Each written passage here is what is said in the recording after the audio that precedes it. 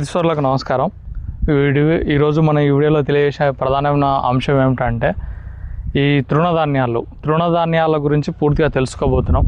అయితే ఈ తృణధాన్యాలు సంబంధించిన విషయానికి వెళ్తే వైటమిన్స్, మినరల్స్, తర్వాత ఈ ఫైబర్ కంటెంట్ అనేది ఎక్కువగా ఉండడం, ఈజీగా డైజెస్ట్ అవ్వడం, బాడీలో ఏదైనా కానీ బ్యాడ్ కొలెస్ట్రాల్ ఉంటే దాన్ని క్లీనప్ చేసుకుంటూ వెళ్ళిపోయే ప్రధానమైనగా ఏదైతే ఉంటుందంటే తృణధాన్యాలనే ఉంటాయి. అందుట్లో రాగి, సజ్జలు, కొర్రలు, అండుకొర్రలు, అరికెలు, బోదలు ఈ వీటికి వెళ్తే ఇంకా చాలా వరకు వెళ్ళిపోతూనే ఉంటాయి.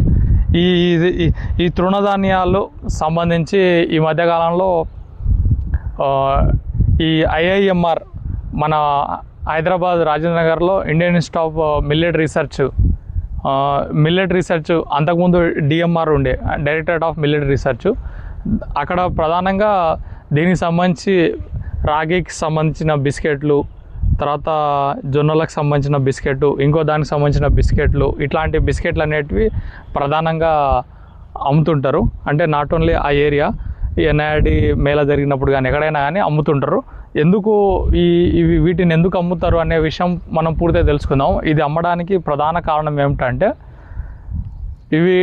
ఈ విధంగా చెప్పినాం కదా, విటమిన్స్, మినరల్స్, తర్వాత ఈ కొవ్వు పదార్థాలను కరిగేసేటివి, తర్వాత మనిషి వెయిట్ లాస్కి అవ్వడానికి BP, షుగరు, థైరాయిడ్ ఇటువంటి వాటిని అన్నిటిని కంట్రోల్ చేయడానికి ఈ ఫుడ్ అనేది చాలా అవసరం అని అంటారు.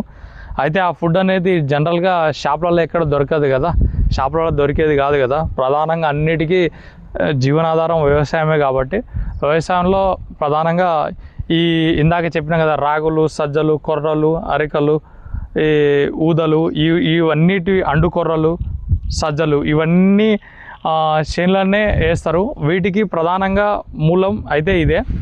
అయితే వీటికి కూడా గత వీడియోలో మనం పప్పు జాతికి సంబంధించిన వాటి గురించి తెలియజేసినాం. వీటికి కూడా సేమ్ టు సేమ్ అంటే ఎల్నినో ప్రభావం ఉండడం అనేది పక్కకు పెడితే తక్కువ నీటితోటి ఎక్కువ దిగుబడి వచ్చే వ్యవహారం ఇది. తక్కువ నీటితోటి ఎక్కువ దిగుబడి వస్తాయి.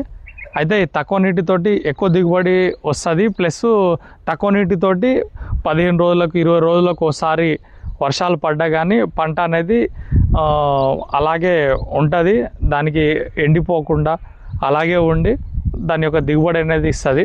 ఇది ప్రధానమైన అంశం.